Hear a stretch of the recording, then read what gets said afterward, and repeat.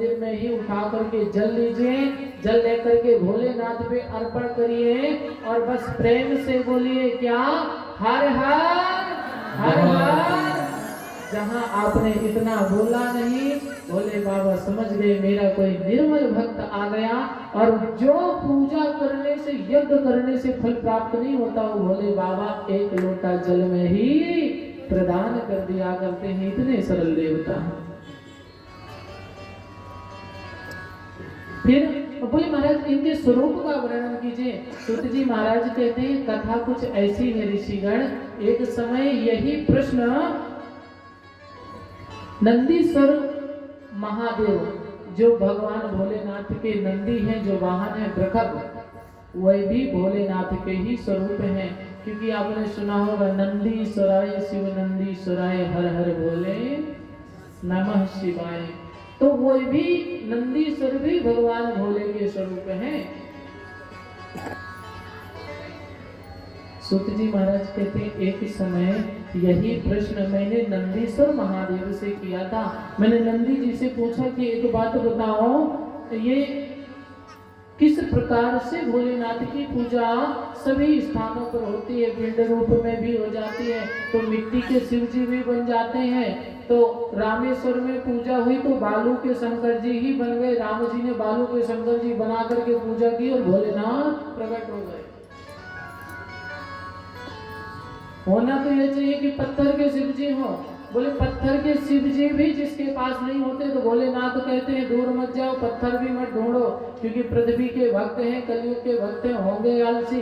बोले कहाँ जाएंगे पत्थर ढूंढने, कहाँ नर्मदा जी, कहाँ वहां से पत्थर उठाएंगे, फिर घर में आएंगे, फिर पूजा करेंगे। भोलेनाथ बोले छोड़ो। फिर बोले क्या करो?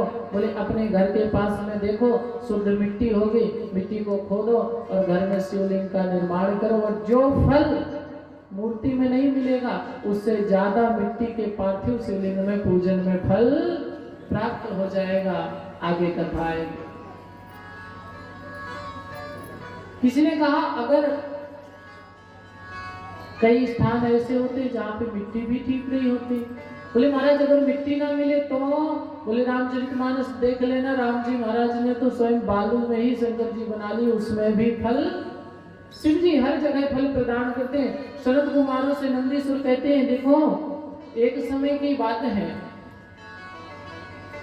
ये शिवलिंग का प्रचलन कब से हुआ, कब से लोगों ने शिवलिंग की पार्थिव पूजा, सगुण पूजा, पत्थर की पूजा कब से प्रारंभ हुई, और शिवरात्रि का व्रत कब से प्रारंभ हुआ, आज उसकी कथा हुई। नंदीश्वर महादेव आंख बंद करके नंदीश्वर सनत कुमार से कहते हैं देखो ऋषियों, एक समय की बात है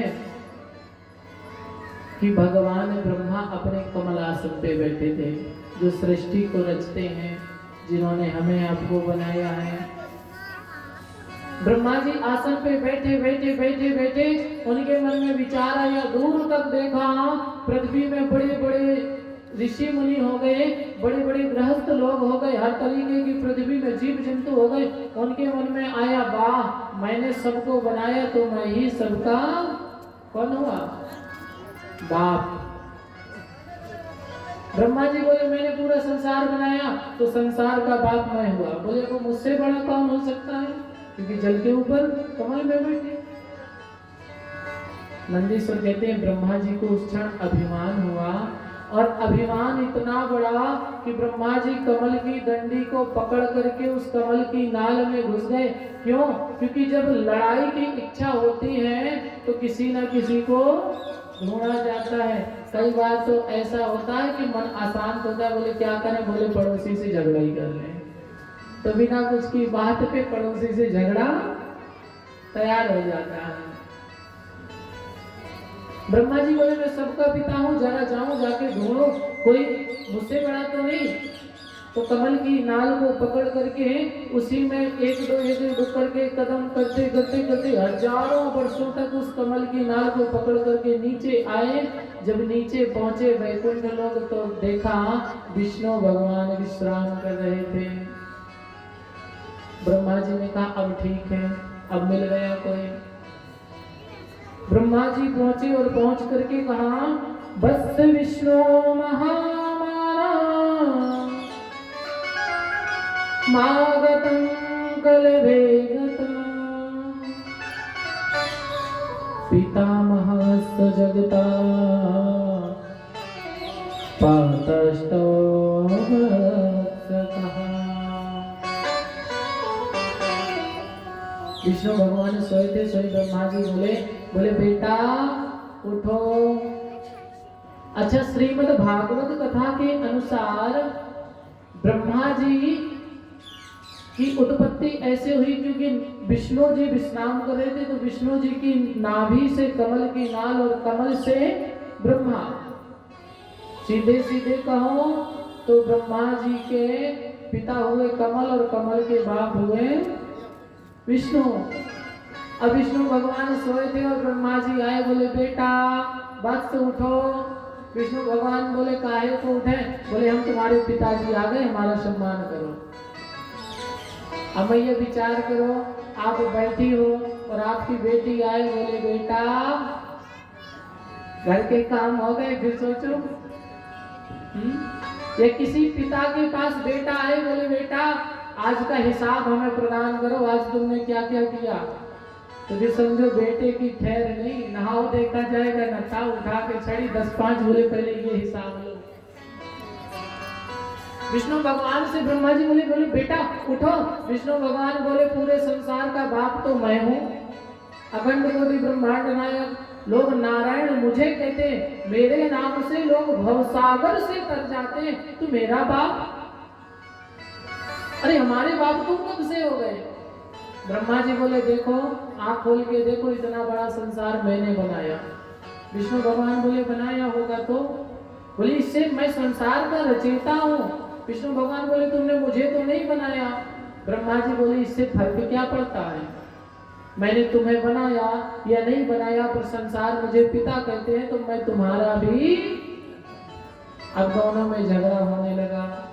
विष्णु भगवान समझाने लगे, बोले देखो ब्रह्मा जी बात ऐसी है कि किसी से कहो कि हम तुम्हारे पिता हैं, किसी से भी संसार में कह दो कि हम तुम्हारे बाप हैं, तो झगड़ा उतना नहीं होगा।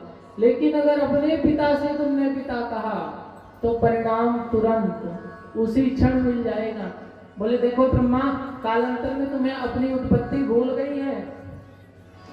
मेरी नाभि से कमल और कमल से तुम्हारी उत्पत्ति हुई है, इसलिए मैं तुम्हारा या तो मुझे पिता मान लो या ये मानो कि तुम्हारे बाप का भी। अब तो ब्रह्मा जी को और क्रोध आया। ब्रह्मा जी बोले देखो सीधे सीधे से स्वीकार लो कि हम तुम्हारे पिता नहीं, अभी 2-4। क्योंकि ब्रह्मा जी के उस समय 5 सिर थे, 55, और विष्णु जी के 1, और 4 भुजा विष्णु जी के, सो 4 भुजा ब्रह्मा जी के। ब्रह्मा जी बोले देखो हम हर तरीके से तुमसे ज्यादा हैं। विष्णु भगवान बोले कैसे? बोले तुम्हारे पास 1 सिर है, 1 बुद्धि है, 2 आंख है। फिर बोले इधर देखो क्या? बोले 5 सिर, 5 बुद्धि और 10 नेत्र। बोले तुमसे ज्यादा देख सकता हूँ, तुमसे ज्यादा सुन सकता हूँ, और भुजाएं देखो तो भी तुमसे 1 भी कम नहीं है, 4 है। बोले तुमसे ज्यादा क्या होगा? लड़ सकता हूँ।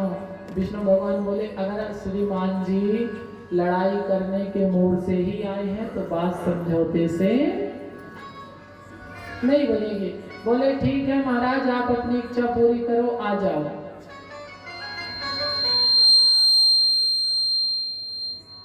आपकी भी इच्छा है कुछ? शंकर भगवान की हर हर हर हर, शंकर भगवान की। विष्णु भगवान बोले देखो युद्ध करना, लड़ाई करना, झगड़ा करना ये तो अच्छी बात नहीं है, लेकिन शांत रहना भी उतना अच्छा नहीं है। कभी कभी आपकी समझदारी को लोग आपकी कमजोरी समझ बैठते हैं।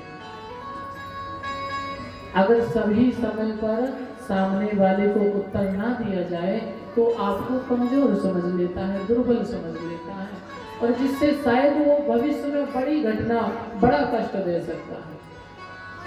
विष्णु भगवान बोले यदि आज मैंने आपको पिता मान लिया तो तीनों लोकों में भाग भाग करके तुम यही कहोगे कि विष्णु मेरा बेटा है।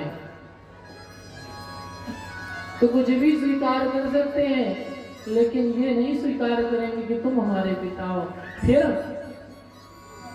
बोले अगर बात ऐसी है तो आ ही जाओ। अब तो ब्रह्मा जी भी तैयार हुए और विष्णु जी भी तैयार हुए। तो मैया बुढ़े बुढ़े होते हैं और बालक विष्णु जी 150 वर्ष की अवस्था में। अच्छा, विष्णु जी के मंदिर संसार में हर जगह मिलेंगे लेकिन ब्रह्मा जी के मंदिर कहीं नहीं, सिर्फ पुष्कर छोड़ करके कहीं नहीं मिलेंगे। सिर्फ पुष्कर में ब्रह्मा जी का मंदिर है। और विष्णु जी की जितनी मूर्ति देखना सब में विष्णु जी बिना दाढ़ी के मिलेंगे। और दाढ़ी किसकी नहीं होती है? बालक की। ठीक है, लेकिन ब्रह्मा जी की चाहे फोटो देखना चाहे मूर्ति देखना, वहां ब्रह्मा जी दाढ़ी वाले ही, यानी बूढ़े। अब बूढ़ा सा बाबा 16 वर्ष के लड़के से लड़ाई कर लेते समझो, हाँ परिणाम क्या होगा? आप लोग मत करिएगा क्योंकि शिव महापुराण कहती है कि झगड़ा ऐसे मत करो। पहले का कथन था ऐसी वाणी बोलिए,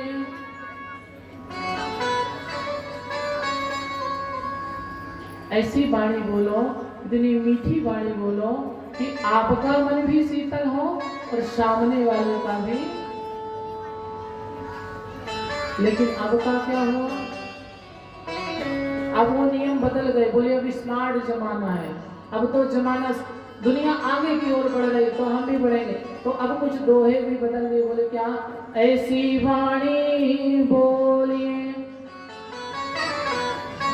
तुरंत ही झगड़ा होए। और सावधानी भी रखना है क्या? उससे हाथ ना मिलाओ जो तुमसे तगड़ा। शंकर भगवान की हर हर। लड़ते समय भी सावधानी रखना है। अगर बहू हट्टी करती है तो फिर दूर से ही पास जा करके नहीं। और यही नियम बहुओं के लिए। अगर सासों माता तो फिर हर हर हर हर शंकर भगवान की। अब ब्रह्मा जी बूढ़े हैं और विष्णु भगवान थोड़े से वर्ष की अवस्था में और ब्रह्मा जी से युद्ध करने लगे। सो कुछ देर तो विष्णु भगवान बोले शायद बूढ़े बाबा अब मान जाए, अब मान जाए। तो थोड़ा दूर दूर से युद्ध करते। कभी ब्रह्मा जी गदा लेकर के आते तो विष्णु भगवान अपनी गदा से ऐसी प्रहार करते कि विष्णु भगवान 10 फीट 25 फीट ब्रह्मा जी दूर पहुंच जाए। और फिर जब वहां तक दूर तक पहुंचे फिर वहां से धीरे धीरे चलते हैं। तब तक विष्णु भगवान हाथ में हाथ रख के मुस्कुरा लेते। बोले बाबा अब मान जाओ। ब्रह्मा जी बोले देखो बाप तो मैं ही तुम्हारा हूँ। विष्णु भगवान बोले लगता है कि अब बुद्धा मानेगा। बोले अब दूसरा उपाय करना पड़ेगा। धीरे धीरे धीरे धीरे बात बात युद्ध युद्ध तो इतना बढ़ा कि ब्रह्मा जी ने अपना ब्रह्मास्त्र उठा लिया और विष्णु जी ने नारायण अस्त्र उठा लिया। और ये दोनों अस्त्र ऐसे हैं जिनका कोई तोड़ नहीं है। महाभारत में नारायण अस्त्र छोड़ा था कर्ण ने, तो जितनी भी सेना थी पूरी की पूरी सेना जल के खाक हो गई थी। वो तो भगवान नारायण स्वयं वहां पर विराजमान थे, स्वयं उपस्थित थे। तो नारायण अस्त्र से रक्षा हो गई। उन्होंने कुछ उपाय बता दिए, रक्षा हो गई। नहीं तो नारायण अस्त्र से कोई बचने वाला। और उससे भी बड़ा है ब्रह्मास्त्र। अगर ब्रह्मास्त्र किसी ने छोड़ दिया तो चाहे सम्मान करो या फिर मजबूरीवश उसके आगे रुकना ही पड़ेगा। स्वयं हनुमंत लाल जी महाराज लंका में ब्रह्मास्त्र जब मेघनाथ से युद्ध हुआ था, मेघनाथ ने ब्रह्मास्त्र का प्रयोग किया था। उस समय स्वयं हनुमान जी ब्रह्मास्त्र में बंध रहे थे विलंबता पूर्वक।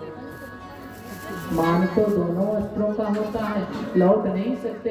ब्रह्मा जी ने ब्रह्मास्त्र उठा लिया और विष्णु जी ने नारायण अस्त्र उठा लिया। अब तो समझो कि पूरे संसार का उसी क्षण विनाश होने पे एक भी देरी नहीं है, विनाश की कगार पे आ गए। बात जितनी भी बढ़ती है सिर्फ इसी में बढ़ती है कि हम बड़े, तुम छोटे हम बड़े। बड़े बनने के चक्कर में बात मत बढ़ाओ, भले छोटे बन जाओ। जब दोनों ने अस्त्र उठा लिए उसी क्षण मेरे भूत भाव भोलेनाथ के पास सभी देवी देवता भागते हुए गए। बोले शंकर भगवान की जय हो। शंकर भगवान बोले क्या हुआ? बोले महाराज अब तो गजब हो गया।